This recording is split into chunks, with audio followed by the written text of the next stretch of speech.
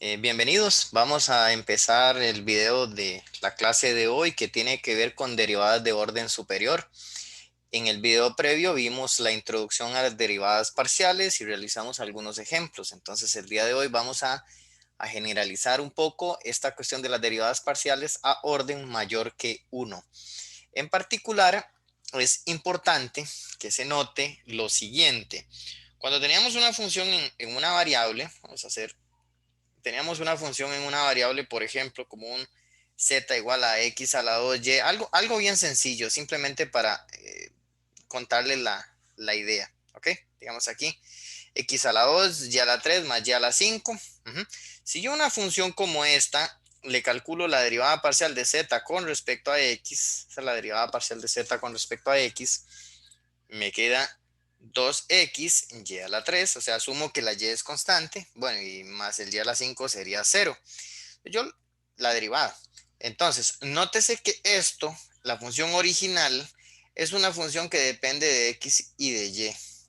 Y si usted ve, esta derivada parcial sigue siendo una función también que depende de x y de y. O sea, esta función que está aquí, al fin y al cabo, es un g de xy. Y si yo más bien hubiera calculado la parcial con respecto a y, entonces más bien me hubiera quedado 3x a la 2 y a la 2 más 5y a la 4. Y como puede usted notar, esto que está aquí también es una función, vamos a ponerle h de x y de y. Con esto lo que le quiero decir es que las derivadas parciales de una función en dos variables, en general podrían depender de las dos variables originales. Es decir, si la función original dependía de x y de y, entonces las derivadas parciales, la parcial con respecto a x y la parcial con respecto a y, también van a depender de x y de y. Entonces, lo que uno dice es que si yo tengo una función z que es igual a un f de xy, entonces esa función z yo le puedo calcular la derivada parcial de z con respecto a x, y esa derivada sigue siendo función de x y de y.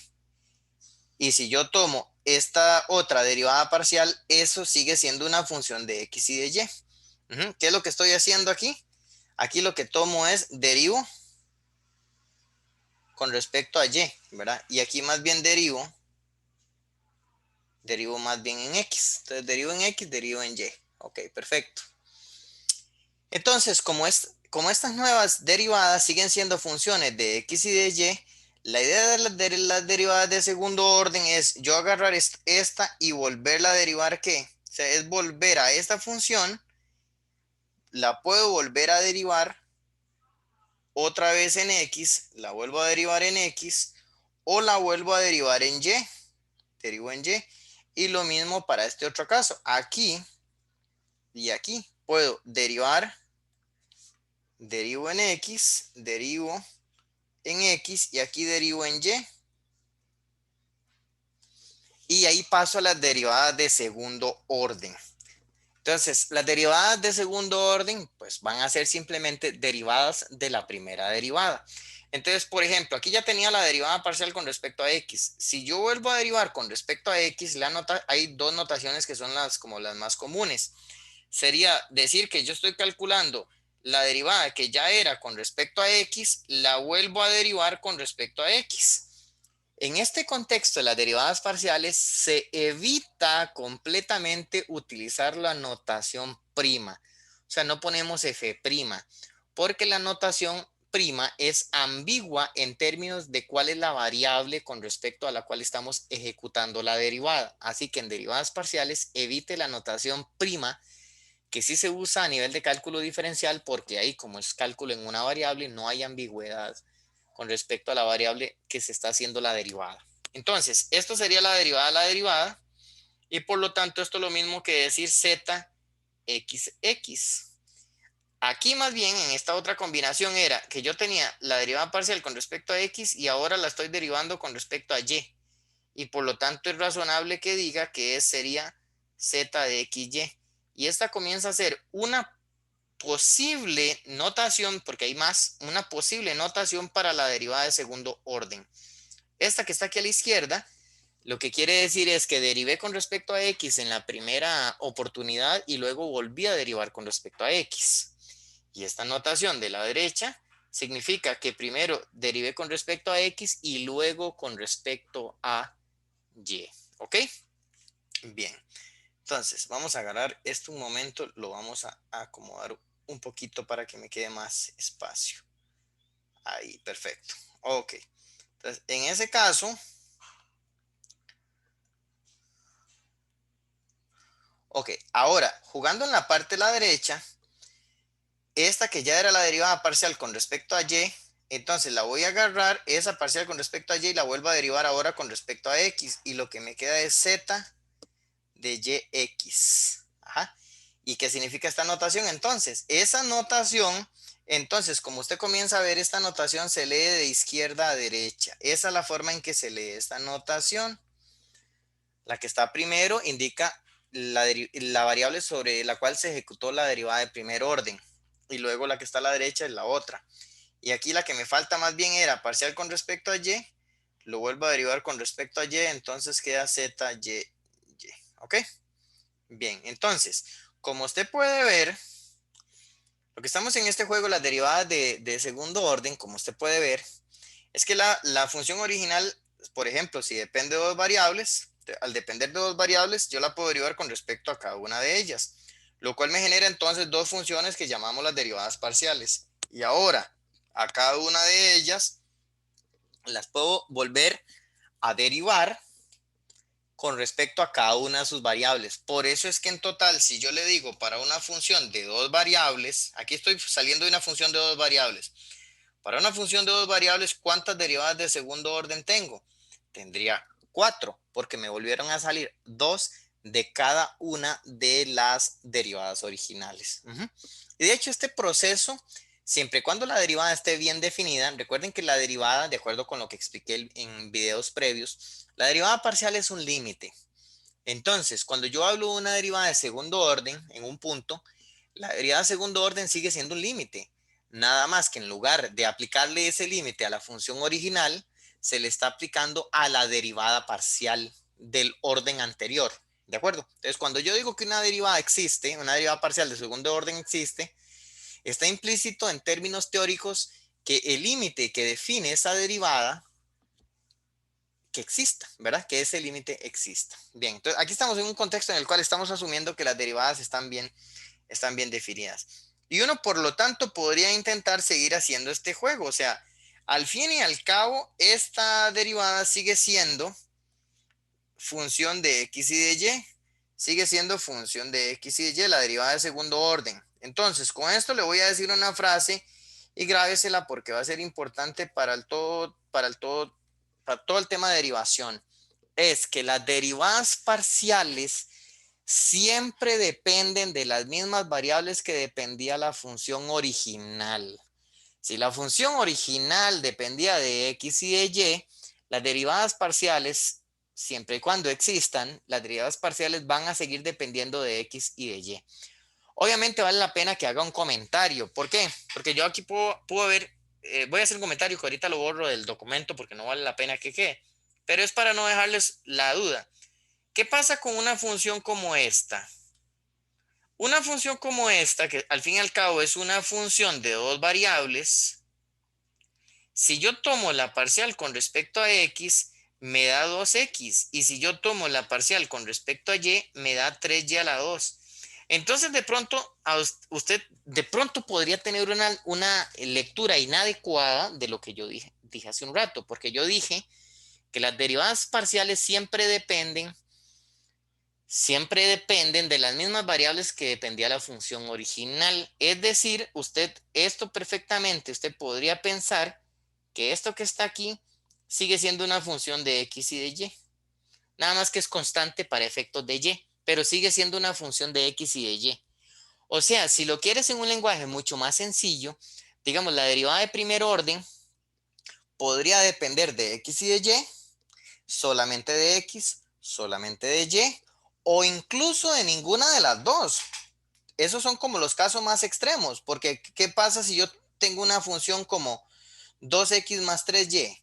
Si yo tomo la parcial en x, me da una constante y la parcial en y me da una constante. Entonces, al fin y al cabo, esta constante, yo puedo pensar que sigue siendo una función de x y de y, no hay nada malo en ello. Lo que no es posible, para que quedar claros, lo que no es posible es que si yo tengo que la función original depende de dos variables, no tiene sentido que las derivadas parciales dependan de más variables. No. O sea, en el peor de los casos, las derivadas parciales dependen de las mismas variables que depende de la función original. Ujú. Incluso podrían llegar a ser constantes con respecto a algunas de ellas, como estos casos básicos que le acabo de comentar, ¿ok? Entonces, bueno, estos casos extremos los voy a borrar, ahí quedan en el video, pero eh, cualquier cosa me preguntan si se genera alguna duda. Bien, entonces, dicho esto, uno puede incluso seguir este proceso. Yo puedo seguir este proceso y mientras que el límite que define la derivada aguante, pues yo podría volver a qué? Aquí otra vez. Podría agarrar otra vez esta y decirle, vuelvo a derivar, derivo en X. Y vuelvo a derivar en Y, derivo en Y. Entonces, ahora esta, que es un ZXX, lo vuelvo a derivar con respecto a X. Y la ZXX la vuelvo a derivar en Y. Entonces, ¿qué notación me queda aquí? ZXXX y Z, aquí sería ZXXY. Y si, entonces, aquí estoy en derivadas, vamos a ver, lo voy a poner con un cierto color. Aquí estoy con segundo orden. Esto es orden 2. Ya cuando paso aquí abajo, sería orden 3. De esta combinación me salieron 2. De aquí me van a volver a salir 2 que ya no las voy a escribir. Aquí otras 2, aquí otras 2. Entonces, si usted cuenta en total cuántas derivadas de orden 3 me van a salir, en total van a haber 8. 8. ¿Ok? Entonces, esto se puede generalizar. Si usted tiene una función z que depende de variables x1, x2 hasta un xn, entonces esto sería una función de n variables. Entonces la pregunta es, ¿cuántas derivadas parciales de z, cuántas derivadas parciales de z de orden m pueden llegar a existir? O sea, pueden existir. La respuesta a esta pregunta sería n elevado a la m. N elevado a la m. O sea, la cantidad total de derivadas depende de cuántas variables tenga. La base es la cantidad de variables y el exponente es el orden. Por ese motivo es que aquí, esto es un caso particular donde tengo solo dos variables. Es decir, aquí, en este caso particular, el n vale 2. Entonces, por eso es que de orden 2 tengo 2 a la 2, que son 4. Para orden 3 sería 2 a la 3. Este árbol es base 2. Esto se le llama un árbol. ¿Ok? Un árbol de dependencia de las variables. Es un organigrama que le decimos un árbol. Este árbol, en cada uno de esos niveles, ¿cuántas derivadas va a tener? La cantidad de variables elevada al orden. Por eso es que aquí son 8, porque sería la cantidad de variables que es 2 elevado a la 3. Si estoy en el orden 3, salen 8. Entonces, si yo le dijera a usted una función de 3 variables, ¿cuántas derivadas de orden 5 podría llegar a admitir? 3 elevado a la 5. O sea, son muchísimas, ¿verdad? Muchísimas. Estamos hablando de 243 posibles derivadas, ¿ok? Muchas de ellas pueden llegar a ser iguales, por ejemplo, pueden llegar a ser iguales entre sí, de acuerdo con un teorema que les voy a contar en un ratito. Pero bueno, entonces, esta es la historia de cómo funcionan las derivadas. Esto es derivar y volver a derivar. Obviamente no es que a uno lo van a poner a derivar, a decir, calcule las 243 combinaciones, ¿verdad? Nada que ver, ¿verdad? A uno le tienen que indicar cuál es la derivada de segundo orden o de tercer orden que quiere que uno calcule específicamente, ¿ok? Entonces, dicho eso, le voy a contar las posibles notaciones. Esta que tengo aquí abajo es una posible notación. A la gente le gusta mucho esta notación y estamos de acuerdo, es una notación muy bonita. Esta es una notación muy sencilla. Esta notación, entonces le dije que se lee de izquierda a derecha. Se va leyendo de izquierda a derecha. Y se lee de izquierda a derecha en virtud de que esta es la notación de esta expresión que está acá, ¿verdad? Lo cual quiere decir que la parcial con respecto a x, luego la derivé con respecto a y. Pero resulta que tenemos una notación alternativa. Tenemos notaciones alternativas. Aquí puedo seguir en este juego, ¿verdad? Tengo notación alternativa. Notación alternativa. Ok. Entonces, por ejemplo, si yo tengo la parcial de z con respecto a xx, asumiendo que estoy en una función z igual a f de xy, entonces esto se escribe de la siguiente manera. Esto es una notación que significa lo mismo. Sería la segunda derivada parcial de f, o lo que dije y vea lo que escribí. Segunda derivada, o sea, este 2 de aquí arriba, este 2 de aquí arriba se lee como segunda. Segunda derivada de f. Segunda derivada de f con respecto a x dos veces. O sea, esto no se lee con respecto a x a la 2 o algo así. No, no. Se lee como le estoy diciendo. Es segunda derivada de f con respecto a x dos veces. Eso es lo que quiere decir esa notación. Y esto significa exactamente lo mismo. ¿Ok? Si más bien usted tiene zxy, ajá, esa notación significa que primero se derivaba con respecto a quién? A x. Y luego la derivo con respecto a y, ¿verdad? Eso es lo que significaba, porque esta notación se lee de izquierda a derecha. Entonces, si yo le digo a usted, ¿qué es lo que significa esto? Significa que la que ya tenía con respecto a x, que es la primera, ¿verdad? Esa la tengo que volver a derivar con respecto a y. Eso es, esto significa eso. ¿Ok? Y para esa notación que usted tiene acá, permítame por favor, para esta notación que usted tiene acá, esto se compacta, es una notación. Se dice segunda derivada de f, primero con respecto a x y luego con respecto a y. Al estudiante a veces esto le confunde un poco. Esta notación es una simplificación de esta. Vea que aquí está ordenada de esa manera. Vea que aquí está ordenado así, por lo tanto se respeta ese mismo orden. Pero en términos de orden de las derivadas, recuerden que esta se lee de izquierda a derecha y esta se lee de derecha a izquierda. O sea, se lee al revés. Al revés en términos visuales. Esto se dice segunda derivada de f, primero con respecto a x y luego con respecto a y.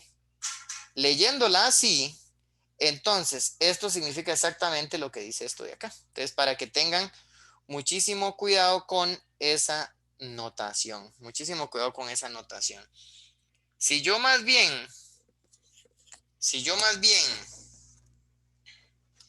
tengo la parcial de z con respecto a y dos veces, esto sería la segunda derivada parcial de f con respecto a y dos veces. Y si yo más bien tengo yx, esto lo que quiere decir es la derivada que ya estaba con respecto a y, la voy a derivar con respecto a x.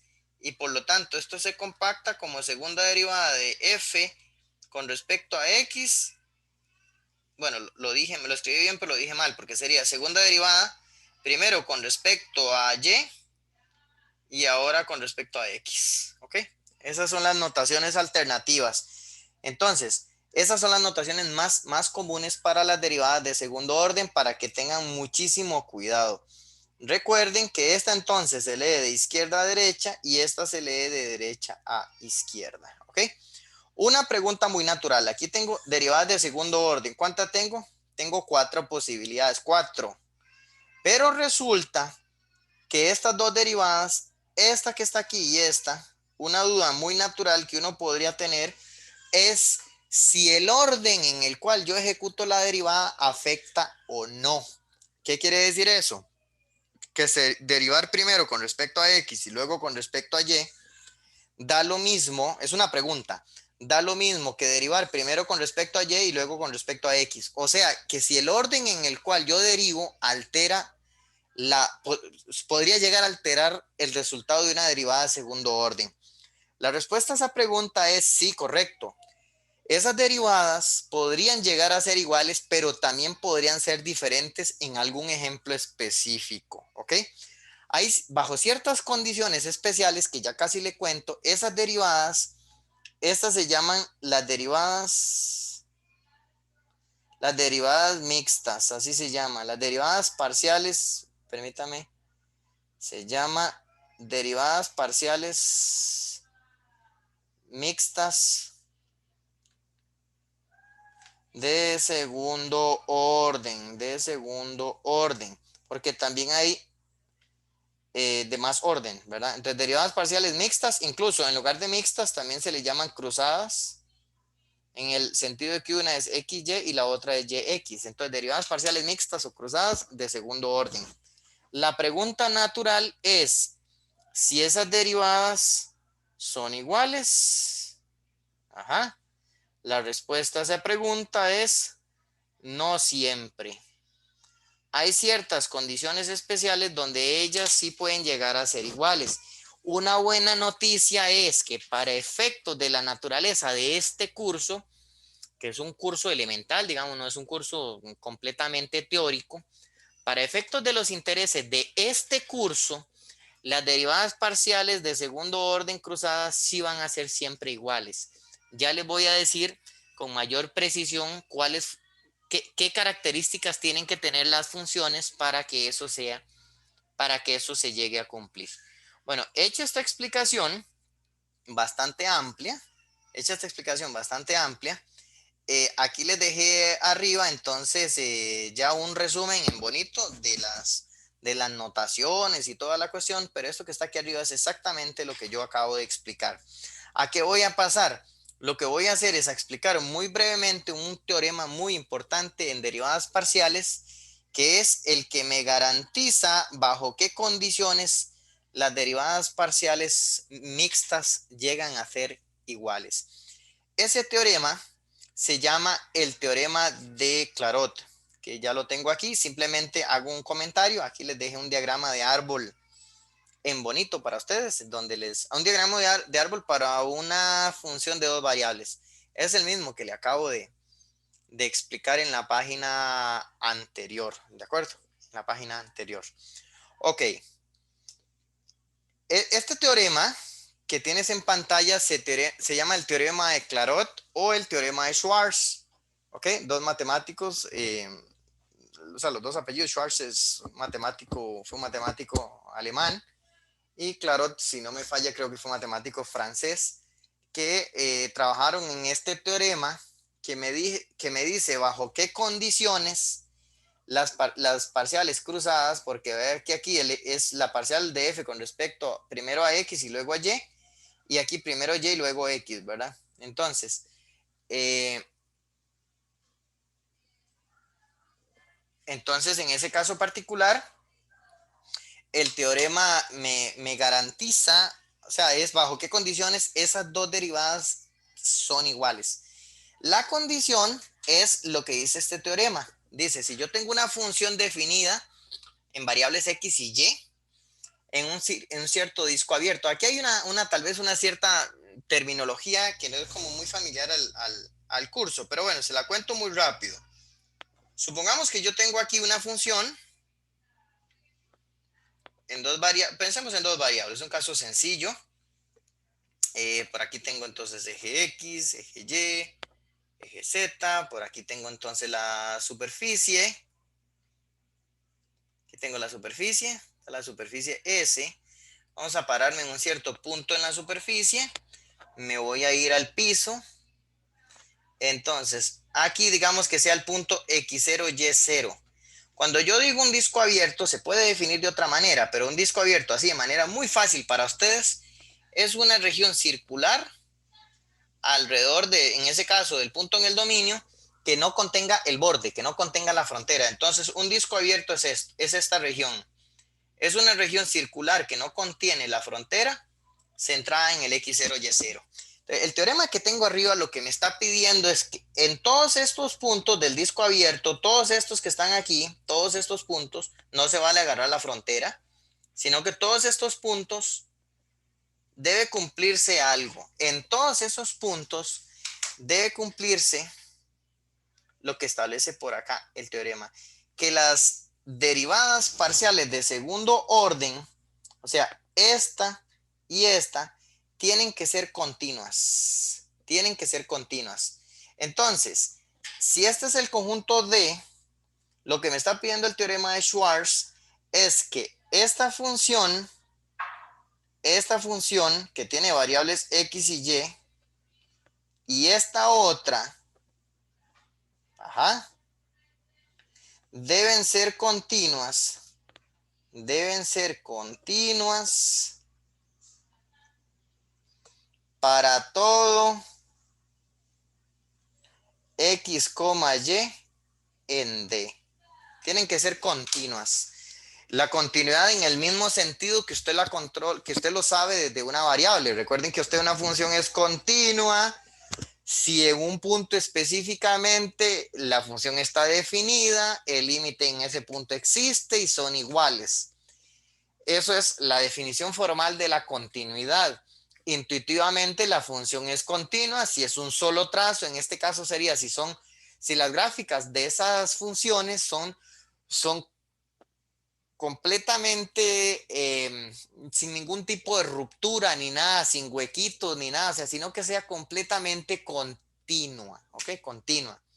Entonces, bajo estas condiciones,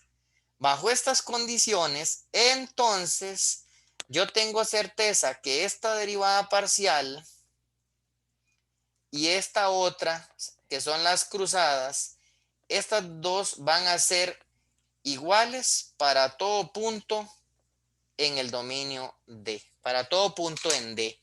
Entonces, estas son las condiciones que me pide el teorema para garantizar que las derivadas cruzadas lleguen a ser iguales. Buena noticia para ustedes.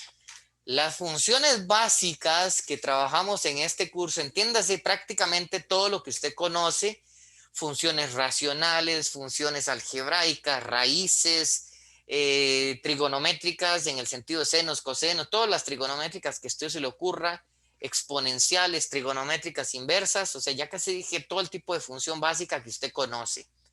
Todas esas funciones que trabajamos en estos cursos elementales, todas cumplen perfectamente con esta condición. Ni siquiera tenemos que estarlo chequeando, porque en cualquier caso chequear eso no es fácil.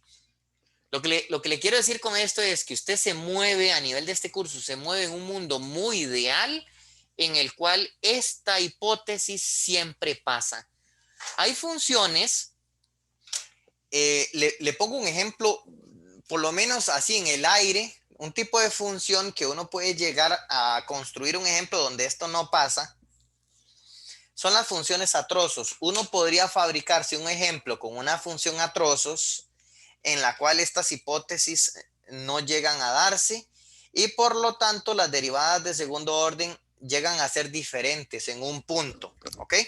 Entonces, con funciones a trozos uno puede fabricarse, lo que pasa es que no son ejemplos tan rápidos y pues se salen un poco de los intereses de este curso. Digamos, si este curso fuera como para matemáticos o para gente que estudia pura mate, pues entonces sí se sacaría como más el ratito para ver ejemplos de ese tipo, pero bueno, eso sería un ejemplo que nos lleva una hora y pues el video se nos haría infinitamente extenso y esa no es la idea. ¿De acuerdo? Entonces, lo que te quiero contar es que para efectos de los niveles del curso, usted siempre va a tener funciones que cumplen con esta hipótesis. Y me voy a permitir decirle que estas hipótesis se pueden compactar con una cierta notación. Lo que yo voy a decir es una función que cumple que las derivadas parciales de segundo orden sean iguales, ajá, no, sean iguales no, que las derivadas de segundo orden sean continuas, las derivadas parciales de segundo orden sean continuas, lo que vamos a decir es que esa función es de clase C2, o sea, es de un tipo de función, pertenece al conjunto de las funciones de clase C2 sobre D. Esto lo que quiere decir esta notación, para que no se me pierda, esta notación que le acabo de poner, este es un conjunto. Este conjunto viven todas las funciones que admiten segundas derivadas parciales continuas. O sea, es toda, por ejemplo, le acabo de decir que todas las que usted conoce, las polinomiales, las trigonométricas, las exponenciales, las racionales, las radicales, todas las funciones básicas que usted conoce, todas esas viven aquí metidas en este conjunto. Entonces, repito, ¿quiénes viven en este conjunto? Todas las funciones que admiten derivadas parciales continuas de segundo orden, ¿ok? Entonces, cuando yo digo que f pertenece, aquí dice f pertenece, lo que estoy diciendo es que f es una función que vive en ese conjunto. ¿Y qué funciones acabo de decir que viven en ese conjunto? Las funciones que admiten derivadas parciales de segundo orden continuas, ¿ok? Entonces, de aquí en adelante, cuando yo en el curso diga que una función es de clase C2, entiéndame eso que le acabo de decir. Cuando digo que es de clase C2, significa que, que es una función que admite derivadas parciales continuas al menos de segundo orden, ¿ok? Y es que esto es importante porque después de este tema que estoy, voy a explicar otro que se llama la regla de la cadena. Y en la regla de la cadena va a tener una respectiva hipótesis. No toda función yo le voy a poder aplicar regla de la cadena. Una condición teórica para poder aplicar la regla de la cadena de segundo orden es que la función tiene que ser de clase C2. Entonces yo necesito que esta terminología usted la conozca desde ahorita para que no se me confunda más adelante. Eso es de ser clase C2. También uno puede decir que una función es de clase C1 o de clase C3, clase C4. Pero si yo digo que es de clase C1, sería una función que debe admitir derivadas parciales continuas de primer orden. Clase C2 serían de segundo orden. Clase C3 de tercer orden. Y hay funciones tan bonitas como las exponenciales, por ejemplo, las trigonométricas como el seno o el coseno, que son de clase C infinito. ¿Qué quiere decir eso? Que yo las puedo derivar todas las veces que yo quiera. Se escribe así, C infinito sobre D. Y eso lo que quiere decir es que esas funciones, no importa cuántas veces yo la derive, la derivada siempre termina siendo una función continua. ¿Ok? Bueno, entonces, dicho eso, eso es lo que dice el teorema de Clairaut, que cuando estas funciones son continuas, entonces las parciales mixtas o cruzadas terminan siendo iguales, ¿ok? Entonces, si regresamos a la parte de arriba, es justamente lo que nos dice este teorema. Ya se los dije desde un punto de vista un poco más práctico. Y pues aquí les incluí un pequeño comentario que lo que dice es que también se puede construir una versión del teorema de Clairaut para, para un orden mayor. Entonces, por ejemplo, si usted pide que las derivadas, perdón, que las funciones sean de clase C3, entonces las mixtas de orden 3 como estas terminan siendo iguales. Vean que esto es una mixta. ¿Qué significa esto? Derivo con respecto a X, vuelvo a derivar en X y luego con respecto a Y. Eso es lo que quiere decir ese orden, porque se lee para allá. Esta otra es primero X, luego Y y luego X. Como usted puede ver, este orden y este orden no es el mismo, pero la cantidad de veces que terminé derivando con respecto a X, en los dos casos es la misma. En los dos casos derivé dos veces con respecto a X y solo una vez con respecto a Y. Así que esta derivada y esta, en general, no tienen por qué ser iguales porque no se está ejecutando el procedimiento exactamente en el mismo orden. Pero si la función es de clase C3, el teorema de Clairaut para tercer orden me garantiza que estas son iguales. ¿Ves? Entonces, el teorema de Clairaut se puede ir generalizando a orden 3, orden 4, orden 5 y así consecutivamente. ¿Ok? Bien. Les reitero entonces que la buena noticia es que pues aquí mencionamos el teorema porque es importante que ustedes tengan un bagaje de que ese teorema existe, cuál es su significado, pero por dicha las funciones en este curso siempre me van a cubrir, siempre me van a cumplir con ese teorema, ¿ok? Bien, estamos en un punto ideal para hacer un ejemplo, ¿ok? Entonces vamos a hacer un ejemplo básico. Tengo esta función en dos variables, una bastante básica, y me dicen que calcule esta derivada parcial. Le agregué algún comentario ahí adicional en la solución del ejemplo. Le puse qué significa para que todos tengamos claro. Ya le dije qué significa esta notación. Estoy repasando nada más. Recuerden que esta notación se lee de izquierda a derecha. Se lee de izquierda a derecha. Entonces, al leerse de izquierda a derecha, lo que significa es que primero estoy, véalo aquí, eso es lo que significa, que primero estás derivando con respecto a X y luego derivas con respecto a Y. Y esto que está aquí, ¿cómo se compacta? Se compacta con esta notación de acá. ¿De acuerdo?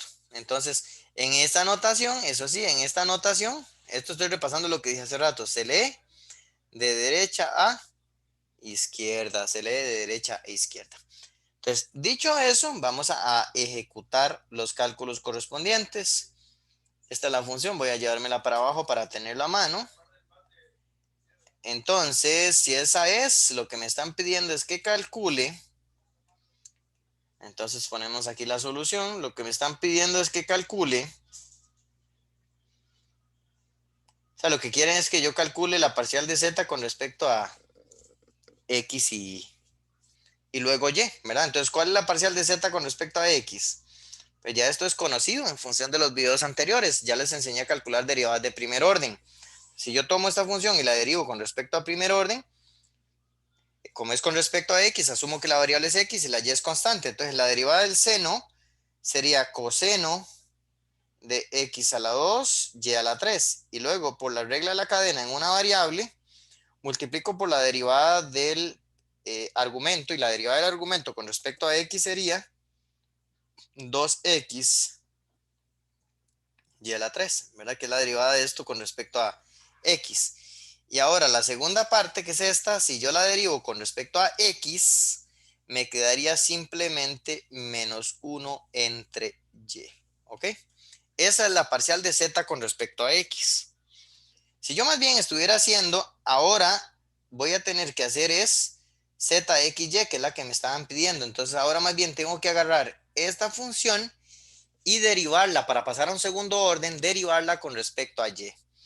Entonces, ahora sí hay que tener cuidado. ¿Por qué? Porque ahora se me generó, esto es una función que depende de y esta también depende de y. Entonces, ahora tengo que aplicar una regla de producto. ¿Ok? Entonces, la derivada de la primera, voy a concentrarme completamente en este factor nada más este. ¿Cuánto es la derivada de eso con respecto a y? Sería, la derivada de coseno es menos seno, mantengo el argumento, por la derivada del argumento con respecto a y, que sería 3x a la 2, y a la 2, nada más. Eso que acabo de apuntar, desde aquí hasta aquí, es la derivada de este, nada más. Entonces sería la derivada del primer factor por el segundo sin derivar.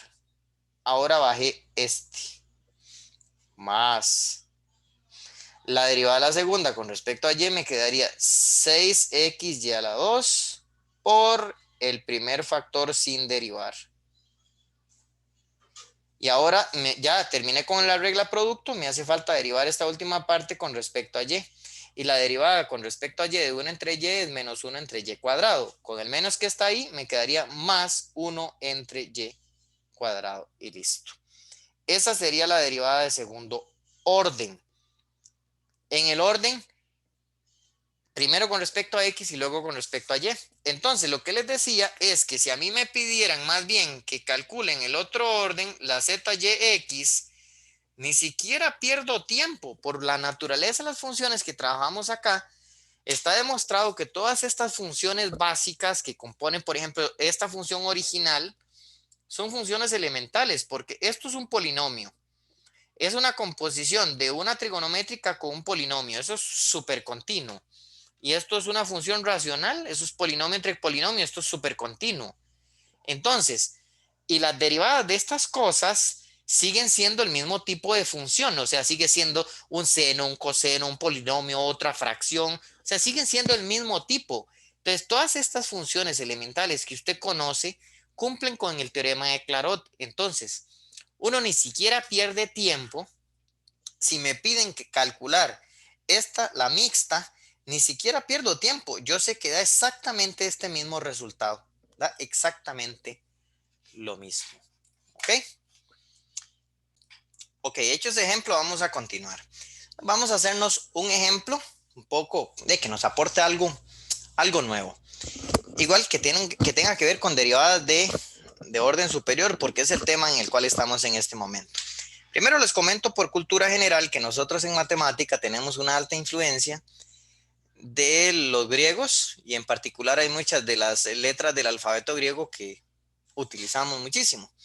Por ejemplo, lo que es alfa, beta, delta, sigma, todas esas son letras que usted ha usado fijo, ¿verdad? O sea, el alfa para ángulos, beta para ángulo también, delta a veces lo usamos para planos, sigma para planos. Estas últimas tal vez no sean muy conocidas en términos de nombre para ustedes. Esta letra que está aquí, la delta minúscula. Esta que está aquí es la delta mayúscula. Y si la delta mayúscula le doy vuelta más bien con el piquillo para abajo, se llama nabla. ¿Ok? Estas son letras del alfabeto griego que al fin y al cabo luego en matemáticas se utilizan con un cierto significado, ya sea un ángulo, todo. Bueno, le comento que lo que es la letra nabla, tiende a utilizarse mucho para una cosa que se llaman operadores diferenciales. O sea, para denotar derivadas de algo, una cierta operación que tenga que ver con derivadas, ¿ok? Entonces, por ejemplo, si yo le digo a usted simplemente nabla de F, más adelante, ahorita no es el tema, pero más adelante en ciertos videos vamos a ver que ese operador nabla aplicado a F va a dar algo que se llama el gradiente de una función. Y ese gradiente va a darme un cierto campo vectorial que tiene una cierta interpretación física. ¿Ok? Entonces, esa letra se usa en ese contexto para algo que se llama un gradiente que luego les voy a explicar. Si ya se le agrega un 2 aquí, como un nabla cuadrado de F, eso se llama lo que es el operador de Laplace y en algunos contextos aplicados de ingeniería ese operador se usa. De hecho, hay una ecuación diferencial muy famosa que se usa para modelar la forma en que el calor se propaga en un medio, en una placa metálica. Entonces, de hecho, se llama la ecuación de Laplace o la ecuación de calor. En algún momento ustedes ya cuando vayan a un nivel de ingeniería un poquito más avanzado la van a conocer y esa notación y esa ecuación diferencial se denota utilizando este operador. Ahorita pues nosotros no estamos en un curso de ecuaciones diferenciales, lo que estamos es simplemente aprendiendo a derivar y hacer ejercicios básicos de derivadas para cuando ya usted pase a otro contexto, pues que no tenga ningún problema. Entonces, este operador no es que usted se lo tiene que saber de memoria, aquí le estamos dando la definición, el operador de Laplace se define de esa manera. Supóngase que yo tengo una función, voy a hacerlo más pequeñito. Este es el operador de Laplace para una función de 3 variables. Vea que aquí tengo una variable dependiente que es la W y 3 variables independientes que son la X, la Y y la Z. ¿De acuerdo? Entonces, el operador de Laplace se define de esta manera. Sería la suma de estas 3 derivadas parciales de segundo orden. Si fuera una función de 2 variables, nada más X y Y, entonces el operador de Laplace simplemente se definiría a través de las dos primeras, a través de los dos primeros sumandos, ¿no? Así se definiría. Bien. Entonces, dada esa definición, que usted no tenía por qué saberla, ni tiene por qué sabérsela de memoria, ahora viene el ejercicio. Bueno, dice que recibe el nombre de laplaciano de f. Ahora sí me dice, si le defino el laplaciano de esa manera, entonces ahora en general, ¿verdad? Ahora, en particular, tome esta función de tres variables y demuestre las siguientes identidades que se citan acá abajo. ¿Qué es lo que dicen esas identidades? Que si yo calculo el laplaciano de la función r que me están definiendo aquí arriba, da 2 entre r. Ese es el resultado, es verificar una identidad. Si yo calculo el laplaciano de 1 entre r, da 0. Si calculo el laplaciano del logaritmo de r, da 1 entre r cuadrado, donde en todos los casos, ¿quién es r? Es esta función que está aquí arriba. ¿De acuerdo? Entonces, ahí lo que uno tiene son tres ejercicios independientes. Tres ejercicios independientes. Hay que demostrar cada una de esas combinaciones que se están poniendo. ¿Ok? Entonces, vamos a agarrar alguno de ellos. Por ejemplo, se me ocurre que podríamos agarrar el C. ¿Ok? Pues por supuesto no voy a hacer los tres, ¿verdad? Aquí, porque los procesos son muy similares. Entonces voy a hacer uno, tratemos de entenderlo claramente y luego ustedes por su cuenta pueden probar las otras dos identidades. Entonces vamos a hacer el último, que tal vez es el que tienen una cara ahí como que se le pueda complicar un poquito más. Entonces, lo que vamos a hacer es aplicar simplemente la definición. Bueno, vamos a hacer la solución de este ejemplo. En particular, entonces, queremos probar esta identidad. Entonces, por la definición, pongan mucha atención acá. Aquí lo que dice es que si yo agarro el laplaciano de f, tengo que calcular la segunda derivada parcial de f y de f. ¿Okay? Entonces, si a mí me están diciendo que calcule el laplaciano del logaritmo de r, vamos a hacerlo con otro color. Si me dicen que calcule el laplaciano del logaritmo de r, entonces, por la definición que me están dando, entonces como que la función f sería logaritmo de r. Entonces esto sería segunda derivada del logaritmo de r con respecto a x dos veces, más segunda derivada parcial del logaritmo de r con respecto a y dos veces. Y la segunda derivada parcial del logaritmo de r con respecto a z dos veces. Esto podría sonar muy trágico porque uno puede decir, qué pereza tener que hacer esta y esta. Son tres derivadas de segundo orden, pero hay una buena noticia. Voy a agarrarme de algo que les comenté en un video previo que tenía que ver con la simetría de las funciones.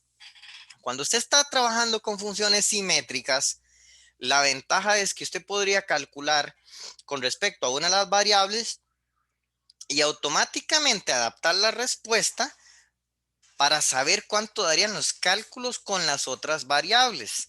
Entonces, esta función claramente se ve que es simétrica. ¿Por qué? Porque si, por ejemplo, yo intercambio el rol de X con Y, es decir, en todo lugar donde me tope una X, pongo una Y. Y en todo lugar donde hay una Y, pongo una X. Pues entonces aquí me quedaría un Y cuadrado y aquí un X cuadrado, pero es exactamente la misma función. Lo mismo pasa en los roles de X con Z o de Y con Z. Así que esta es una función que es completamente simétrica en las tres variables. Muy diferente sería si, por ejemplo, aquí usted llega y me pone una resta, porque ahí ya no es lo mismo que la X y la Y cambien de rol, porque ahí el término ya estaría restando. Y si yo cambio de rol, ahora sería el término en X el que estaría restando y evidentemente eso no es lo mismo. Esto que tienen en pantalla sería una función que sigue siendo simétrica en X y en Z, pero ya no hay simetría con XY o YZ. ¿Okay? Entonces no sería una función completamente simétrica. ¿Ok? Bien, pero bueno, el ejercicio está planificado para que no se haga kilométrico. En tal caso es simétrica en las tres variables. Así que yo solamente voy a ejecutar, no hace falta ejecutar estos tres cálculos. Es suficiente con hacer uno de ellos. Así que voy a hacer, por ejemplo, el que quieras. Digamos que voy a hacer este. Entonces, copio y pego. Esa, me la voy a traer. Esta es la que vamos a ver cuánto da. Me la voy a traer aquí aparte. Esa es la que quiero saber cuánto da. Le vamos a poner signo de pregunta. Quiero saber cuánto da. La función, dice, bueno, necesitamos la función, así que voy a cacharme el ejercicio, lo voy a pegar otra vez aquí por abajo. De hecho, la voy a recortar un poquitico para tener exactamente quién es la función. Ahí está. Entonces estoy haciendo un recorte. Ahora pues queda grandota, nada más la hacemos chiquitita. Bueno, ahí ya tenemos la función a mano. Ahí la tenemos, ¿ok? Entonces, esa es la función R. Entonces, para calcular esta derivada, para poder calcular esto, pues tengo que calcular primero la de primer orden. Tengo que calcular la de primer orden. Entonces, para calcular la de primer orden, yo tendría que comenzar calculando la derivada del logaritmo de R con respecto a R. Esa sería la derivada de primer orden, ¿verdad? Es la única forma de luego llegar a la de segundo orden, calculando primero esa. Por derivadas de una función en una variable, usted sabe bien que la derivada con respecto a R del logaritmo de R es 1 entre R por la derivada de su argumento, es decir, no, aquí tengo un error, perdón, aquí no es con respecto a R, aquí es con respecto a Z. Ahí me había equivocado, perdón. Entonces quedaría 1 entre R por la derivada de R, que es el argumento del logaritmo, con respecto a Z. Esa sería la derivada de primer orden. Esto sería 1 entre R, ponga mucha atención para no enredar a nadie. Ahora tengo que calcular la derivada de esta función que está aquí. O sea, tengo que calcular esa derivada de R con respecto a Z. Pero aquí está la función R. Derivar esto con respecto a Z, ¿qué quedaría? Quedaría 1 entre 2 veces la raíz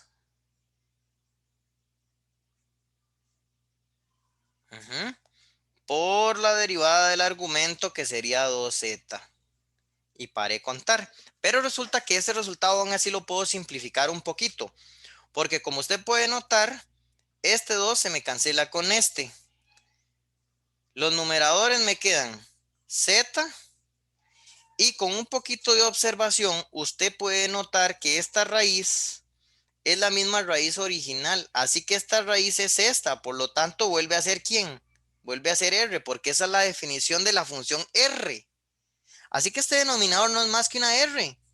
Y esa R multiplicada con la que queda aquí, entonces, ¿qué me queda? Me quedaría Z sobre R. Entonces, ¿qué es lo que acabo de justificar? Por lo tanto, acabo de justificar que la derivada del logaritmo de R con respecto a Z da Z sobre R. Eso es lo que daría.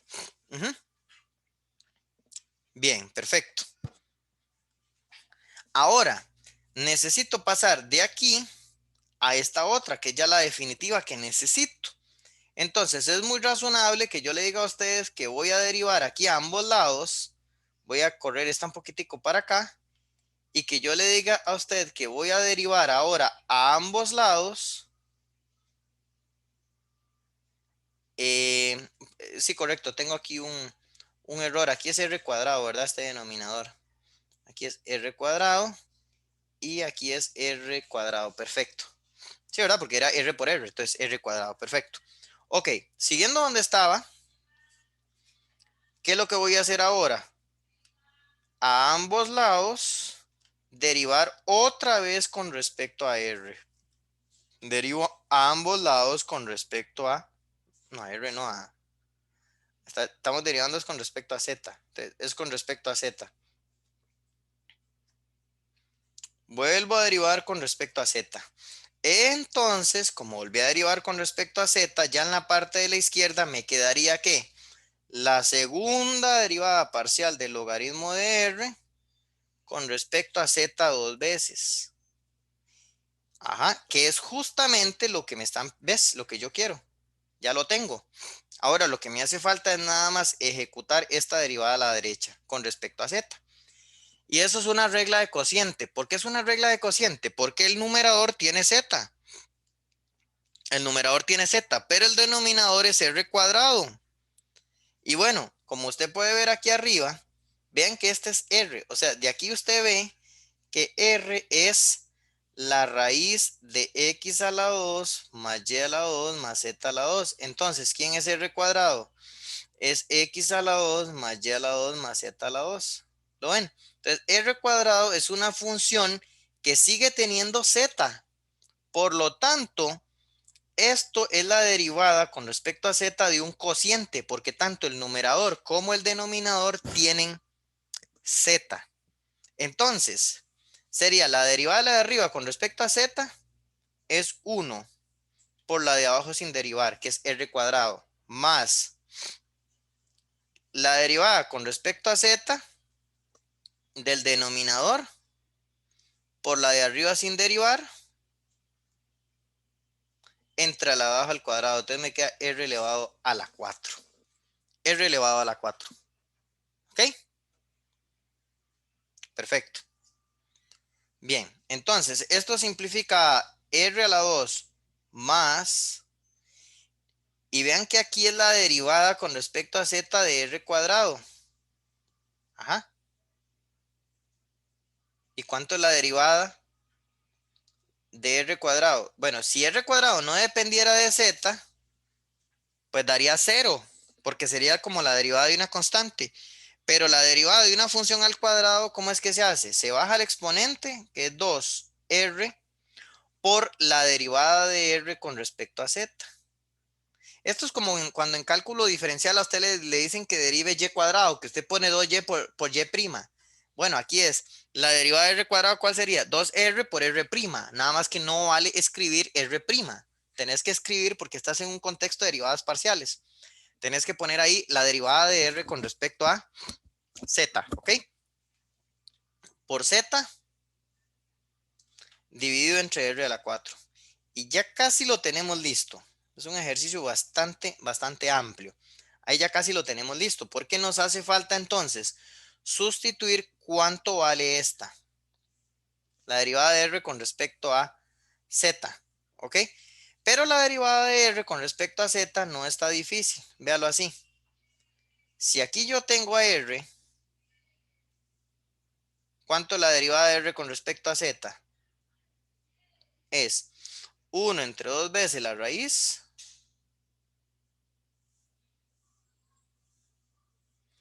por la derivada del argumento, que es 2z. El 2 se cancela con el 2. ¿Y esto a qué simplifica? Queda la z arriba y abajo la raíz, pero la raíz es r. Entonces, ¿cuánto es la derivada de r con respecto a z? Z entre r. Z entre r. Entonces voy a ir a sustituir allá abajo. Z entre r es el resultado. Entonces quedaría, esto quedaría r a la 2 más 2r por z entre r por z dividido entre r a la 4. Y ahora hagamos un poquito de álgebra aquí para simplificar esa expresión algebraica. Nótese que aquí esta r se cancela con esta. Entonces lo que me está quedando simplemente es r a la 2 más 2z a la 2 dividido entre r a la 4. ¿Ok? Dividido entre r a la 4. Este sería el resultado. Ojo, este sería el resultado de simplemente, ojo que de pronto uno se puede poner muy dramático, ¿verdad? Uno se podría poner muy dramático y decir, pues qué pereza, ¿verdad? Porque eso sería apenas el resultado de esta parte nada más. No, perdón, de esa parte no, de la de acá. Solamente sería el resultado de la parte de ahí, que como pueden ver es bastante.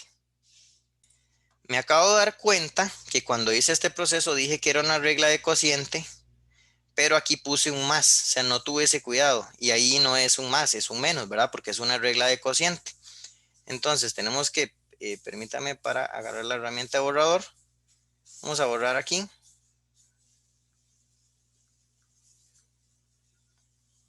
Vamos a borrar ahí, vamos a borrar también aquí. Aquí. Y aquí también. Y vamos a poner como es de manera correcta.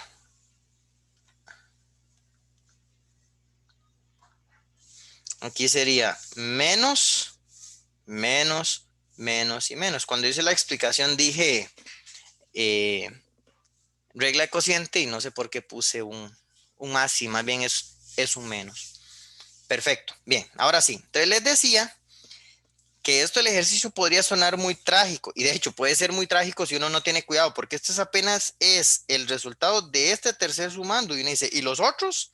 Tendría que hacer un procedimiento similar, lo cual lo vuelve muy engorroso, demasiado engorroso. Ok, entonces resumamos. Lo que por lo tanto llevo hasta ahora es que la segunda derivada parcial del logaritmo de r con respecto a z dos veces da r a la 2 menos 2z cuadrado entre r a la 4. Y lo que les decía hace ratos, como la función es simétrica, uno puede perfectamente predecir el resultado con respecto a y, con respecto a x, sin necesidad de hacerlo, de hacer los cálculos. De hecho, la segunda derivada parcial del logaritmo de r con respecto a x dos veces, por la simetría que hay entre x y z, es el mismo resultado que está aquí arriba, excepto porque donde haya una z, entonces pongo una x, porque ahí estoy usando la simetría entre x y z. Y ahora usando la simetría entre y z, yo sé que la segunda derivada parcial del logaritmo de r con respecto a y dos veces sería más bien r a la 2 menos 2y cuadrado entre r a la 4. ¿Ves? Entonces eso es muy inteligente porque entonces en lugar de haber hecho los cálculos de esta, yo puedo predecirle por la simetría de la función y eso es un buen toque que te ayuda a ganar muchísimo tiempo ya un ejercicio. Dicho eso, ya estamos prácticamente listos para cerrar, porque lo que a mí me hace falta es sumar estos tres términos. Estos tres, me lo voy a cachar de acá, me lo voy a llevar para acá.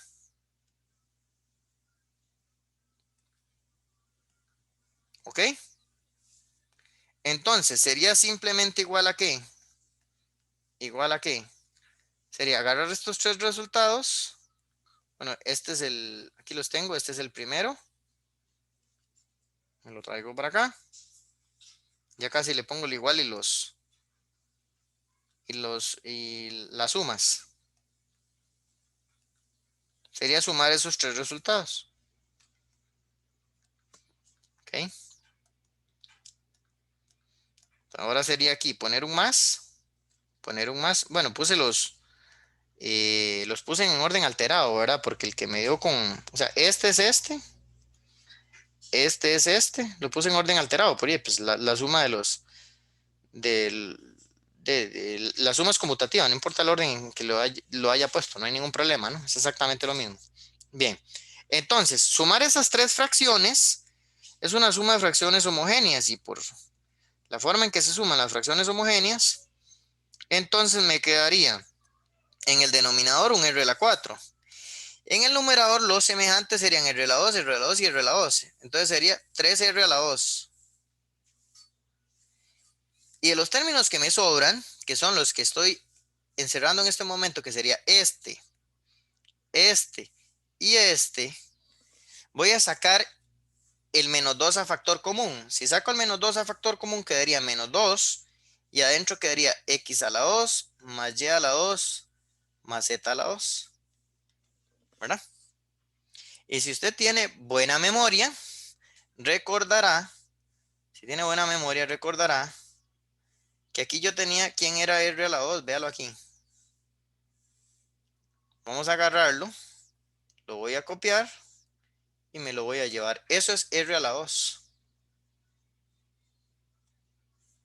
Véalo, ahí está. ¿Quién es r a la 2? Entonces significa que yo puedo sustituir todo este término aquí por r a la 2. Entonces, ¿qué me queda? Me queda 3r a la 2 menos 2r a la 2 entre R a la 4. Y esto sería, por semejantes arriba, quedaría R a la 2 entre R a la 4 y se simplificaría a 1 entre R a la 2. Ya esa es la máxima simplificación. Esta sería la máxima simplificación. Y si usted revisa lo que teníamos que probar que el laplaciano del logaritmo de R daba 1 entre R cuadrado, que es justamente lo que me acaba de dar. Es un ejercicio amplio porque hay que hacer muchos calculillos y ojo, que me aproveché de la simetría de la función, si no sería espantosamente largo el ejercicio, muchísimo más de lo que ya es. Pero sí, pues, como pueden ver, es un ejercicio muy mecánico, ¿verdad? Es una cuestión muy mecánica de seguir la lógica de las derivadas. Entonces, explicado ese ejemplo, les estimulo para que estos dos lo haga usted como ejercicio para que pues practique un poco esta parte mecánica de calcular derivadas. Vamos a pasar al último ejemplo de este video, que tiene que ver igual con derivadas de segundo orden. Como pueden ver en pantalla, dice C acá una constante y C de xt, una función de dos variables, definida de esa manera, t a la menos un medio por la exponencial. Verifique que esta función satisface la ecuación de difusión. Eso es una ecuación en derivadas parciales que también tiene su cierta aplicación en ingeniería. Y ustedes por su cuenta pueden buscar luego qué es una ecuación de difusión. Una ecuación de difusión, no como para aprender los detalles técnicos, sino como para por lo menos una cultura general de saber las potenciales aplicaciones de las derivadas parciales ya en las diferentes ingenierías. Sí quiero hacer una observación en el ejercicio. Para que no haya ambigüedad, a mí me parece que lo correcto es que esto se haya puesto entre paréntesis. Porque a cómo está, o sea, aquí debería de haber un paréntesis, así. Porque a cómo está deja la sensación de que es menos x cuadrado entre k y luego multiplicado por t, ¿verdad? Porque así es como denotamos las divisiones, ¿no? Entonces, para evitar, no es eso lo que el autor quiere. Lo que el autor quiere es que la t esté abajo con la k. Bueno, en ese caso, para que no haya esa ambigüedad, permítame entonces hacerle la corrección de que aquí debería haber un paréntesis que cierre aquí. Entonces, ahora sí quedamos claros que en el exponente de la e hay una fracción cuyo numerador es menos x cuadrado y el denominador es k por t. Bien, dicho eso, vamos a reescribir para poder andarla por ahí arrastrada con nosotros. Vamos a escribir la función. Es c de xt igual a t a la menos un medio por la exponencial de menos x cuadrado entre k por t. Esa es la función y la vamos a andar ahí dejémosla ahí de hecho y también me la voy a llevar para acá abajo para cuando la necesite. Y lo que tenemos que verificar es esta identidad, esta. Entonces una identidad que involucra derivadas de primer orden y derivadas de... Aquí es una derivada de primer orden y aquí una derivada de segundo orden. Entonces, bueno, vamos por partes. Primero calculemos la más difícil, que es esta. Entonces, para calcular la derivada de segundo orden de c con respecto a x dos veces, parece razonable que comience calculando la de c con respecto a x, ¿no? O sea, la de primer orden. Esa es la que voy a calcular de primero. Y pues aquí tengo aquí la tengo. Entonces, note que como es derivada con respecto a x, esto no es una regla de producto porque aquí no hay nada en x, ¿verdad? En este ejercicio la x y la t son independientes, entonces tendría estos constantes, solamente tendría que derivar esta. Entonces voy a mantener el t a la menos un medio y multiplico por la derivada de esta exponencial con respecto a x, que sería, mantengo la exponencial, ¿ok? Y multiplico por la derivada de su exponente, y la derivada de este exponente con respecto a x sería menos 2x entre k por t. Y pare de contar, ahí estamos con la derivada de primer orden. Esa es la derivada de primer orden. Quitemos esto por si la necesitamos ahora después. Antes de pasar a la de segundo orden, sería bueno tal vez simplificar un poquito. Por ejemplo, se me ocurre que usted note que este t está elevado aquí a la 1 y esta entonces se me simplifica con esta, ¿verdad? Bueno, se simplifica en el sentido que los puedo agrupar en una sola.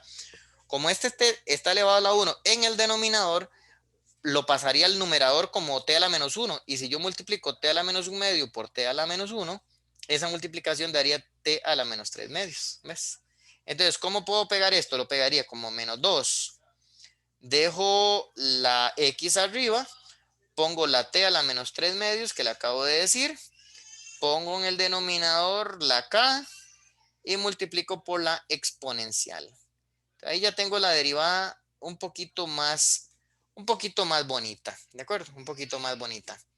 Entonces voy a borrar esto aquí. Listo. Perfecto. Vamos a pasar ahora a calcular la derivada de segundo orden con respecto a x dos veces, que es la que decía la ecuación arriba, ¿verdad? Repasamos aquí, ¿ves? Bien, entonces con respecto a x dos veces, uno dice, vea, no me voy a complicar la vida, porque este término no depende de x, este tampoco, ni la k tampoco, todo eso es una constante. Así que técnicamente yo debería verlo como, deje el menos 2, deje el t a la menos 3 medios y deje la k. Y concéntrese simplemente en derivar x por e a la menos x cuadrado entre k por t. Eso es todo lo que hay que derivar. Esto con respecto a x. Entonces, la derivada me dejaría afuera el menos 2 a la menos 3 medios dividido entre k. Porque es una constante. Y ahora me meto el paréntesis. La derivada de esto ya me obliga a hacer una regla de producto. Sería la derivada de la primera con respecto a x es 1 por la segunda sin derivar. Ok. Más, ahora dejo la primera que es la x y ahora derivo el segundo factor. Derivar el segundo factor me vuelve a poner la exponencial y multiplico por la derivada del exponente que sería menos 2x entre k por t. Perfecto. Ahí ya tengo la derivada de segundo orden. Podría ser, pues podría ser muy inteligente distribuir. O sea, voy a distribuir este con este, distribuyo este término con este y distribuyo este término con este. Entonces, si yo distribuyo esos dos términos para poder luego comparar, ¿qué me quedaría? Me quedaría menos 2t a la menos 3 medios con la k en el denominador por la exponencial. Esa es la distribución contra el primer término. Y ahora contra el segundo término me quedaría menos 2 de t a la menos 3 medios dividido entre k por x por 2x entre kt por la exponencial. Y lo hice así con la intención de buscar algunos semejantes. Este primer término queda exactamente igual. Este primer término no hay nada que yo pueda, digamos, compactar. En la otra parte sí. ¿Por qué? Porque, por ejemplo, aquí en el denominador tengo t elevado a la 1, que pasaría a pegarse con esta t de arriba. Entonces lo que me queda es t a la menos 3 medios por t a la menos 1. Y eso es t a la menos 5 medios. Entonces, ¿qué me queda arriba? Me queda menos 2 t a la menos 5 medios. Dividido entre k borro esto. Bueno, el 2 con el 2 se pudo haber pegado. Uno solo, ¿verdad? Pude haber puesto de una vez un 4. Aquí. Y luego los x quedaría x cuadrado. Y me falta simplemente escribir la exponencial. Y listo.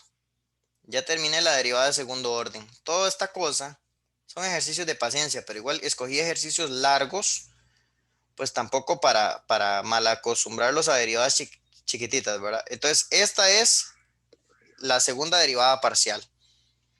Ok, ¿qué hice hasta ahora? Lo que hice fue esto que está aquí. Por lo tanto, esa derivada hay que multiplicarla por k cuartos, ¿verdad? Aquí dice k cuartos multiplicado por. Entonces voy a tener que multiplicar esa derivada. Entonces, por lo tanto,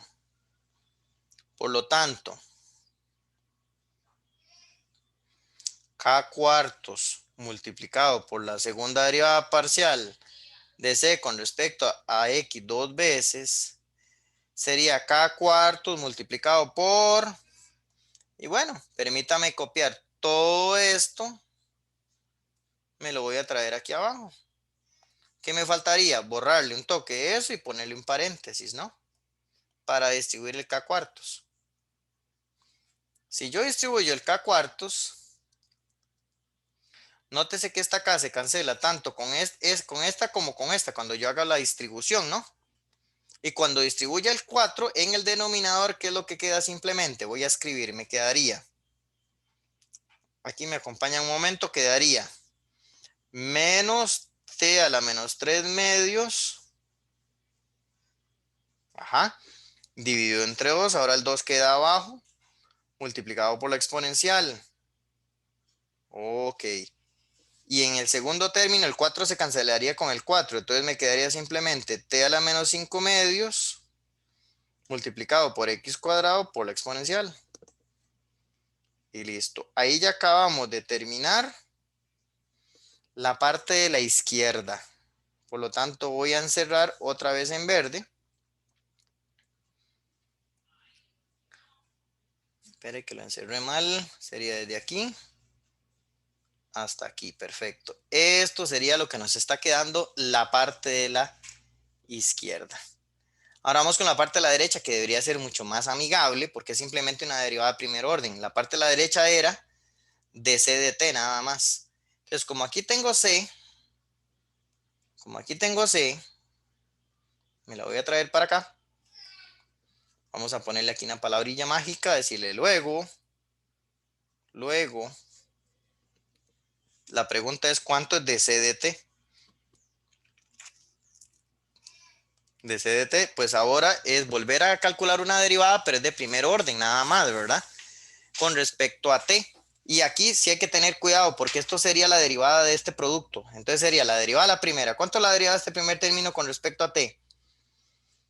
Sería bajo el menos un medio por t, le resto 1. Entonces queda aquí menos 3 medios. Por la segunda sin derivar. Ajá. Ok. Y luego, de hecho, vea que esta ya calzó con esta. Y luego ahora, más dejo el primer término sin... Y ahora derivo esta con respecto a t. Y derivada con respecto a t sería la exponencial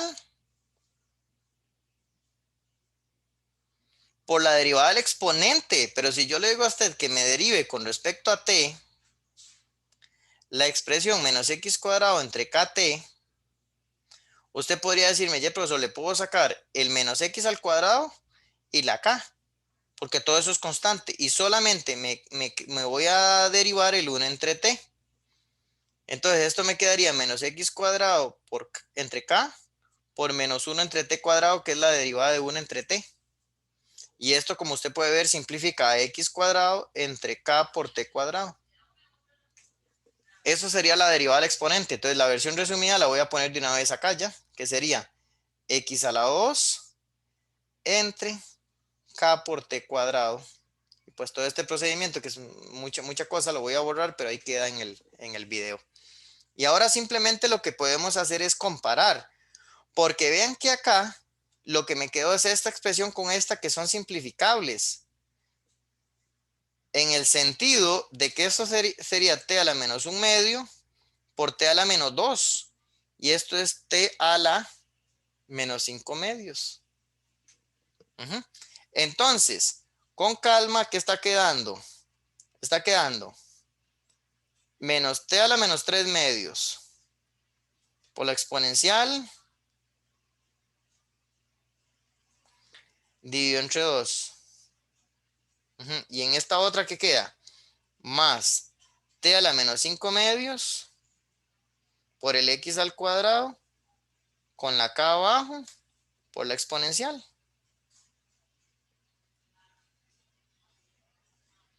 Y si este resultado yo le digo a usted que lo compare con lo que tengo aquí, Algo dejé botado, ¿verdad? Algo dejé botado, pues lo borré. Ahí tengo, me parece un errorcillo. Vamos a ver. Ok, siguiendo con el ejercicio, detectamos que hay dos errores que cometí en el procedimiento arriba. Nótese que cuando hice esta regla de producto, lo hago pequeño para que se ubiquen. Cuando yo apliqué esta regla de producto, hice la derivada de la primera, que es x, da 1, por la segunda sin derivar. Ahora mantuve la x acá y cuando yo derivé esta exponencial tuve un error porque la derivada de la exponencial deja la exponencial y al derivar esta expresión con respecto a x daría menos 2x entre kt, así que aquí me hizo falta un menos. Ese menos me convierte aquí ya esto en un más y esto me lo convierte en un más, ¿ok? Y por lo tanto, aquí también me quedaría un más y un más. Ese es el primer cambio que teníamos que hacer. Lo segundo es observar otro detalle, que este k que está aquí con este k, tenían que multiplicar k cuadrado y yo escribí aquí k, aquí es k cuadrado. Por lo tanto, cuando hice esta simplificación de este k con este, en realidad era una simplificación con un k cuadrado. Y por lo tanto, la simplificación sigue dejando un k en el denominador. ¿Ok?